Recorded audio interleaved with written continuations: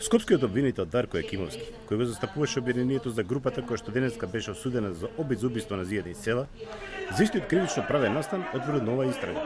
Според првичните информации, истрага повторно се води за обид за убиство на пратеникот Зијадин Села. Процедурата за тие лица кои што беа видени во последната видеоснимка е во постапка, во истражна постапка и очекуваме во септември да имаме крајна цел за тоа. Ново обвинение, пошто во моментот кога било покренето обвинението, за тие лица не постоеле докази дека се вклучени во обидот за убиство на Зијадин Села. Како осомничени сега се водат нови десетина лица, кои досега не беа фатени со обвинителните акти на кои се говори дека биле побрутални и од оние кои беа денеска осудени. Уште при поднесување на обвинителниот акт за денеска осудените, јавното обвинителство, односно колегата кој го поднесе актот, остави простор за нови истраги, кога во диспозитивот напиша, заедно со други НН лица. Еве сега се потврди дека има нови осомничени и дека обвинителот правилно постапил.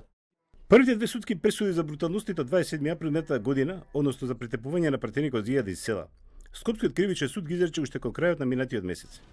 Стојан Павлевски беше осуден на 3, а Цеја Георгиевски на 1 година и 2 месеци. Ним во казната им е пресметено и времето кое што го помина во притвор. Георгиевски и Павлевски понивно признани дека го извршиле делото, за кое што беа обвинети.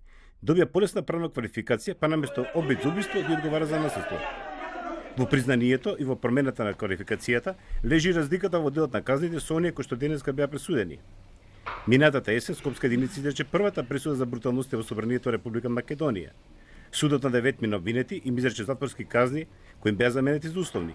Оваа казна, Скопска апелација пред само неколку дена ја приначи и на 7 им изрече затвор во трајање од 1 година, еден беше осуден на година и половина, а еден на 8 месеци затвор. Во меѓувреме е поднесено обвинение за тероризам за 30 лица, а меѓу обвинетите се и пратениците Крстон Буковски, Јохан Тарчуловски, Љубен Арнаудов, Сашо Василевски, Љупчо Димовски, но и екс-министерот Митко Чавков, акторот Владо Јовановски, оперскиот пејач Игор Дудловски, режисерот Борис Дамовски и други јавни личности.